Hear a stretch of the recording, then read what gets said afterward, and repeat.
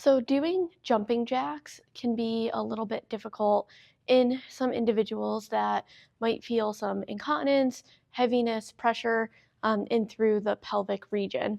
So there's a few modifications or things that we can think about when we're getting back to jumping.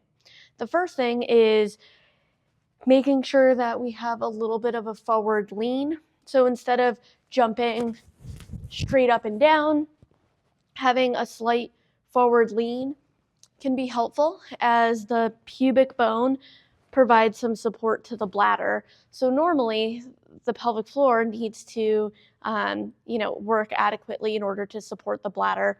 But if we could just tip our pelvis slightly, that bladder can rest up against the pubic bone, which can be super helpful.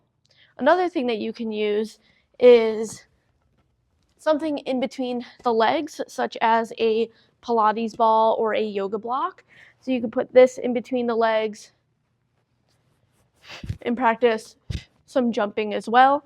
The key is being light on your feet. You don't want to put a lot of force really heavy, right? All of those forces are going to go back up into the pelvic floor, but try to be as light as you can and work on your breathing as well. So what you want to do is kind of find where your threshold is. So if I feel like I could do, 4 to 5 before I feel some heaviness, pressure, or leakage, that should kind of be where like my training zone is, right? So I wouldn't want to do 10 if I feel like I'm going to potentially have some problems at 4 to 5 reps, right? It could be a little bit higher. So whatever feels like that threshold of, I feel like I didn't leak, I didn't quite have heaviness, but if I did a few more, that's when I might have issues, right? So train a few reps below that kind of breaking point, okay?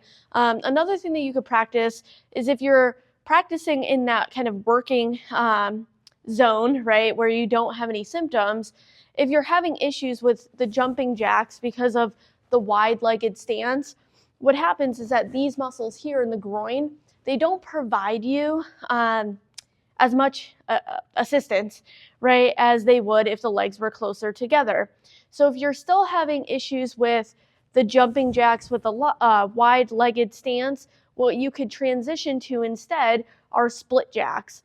So bringing one leg in front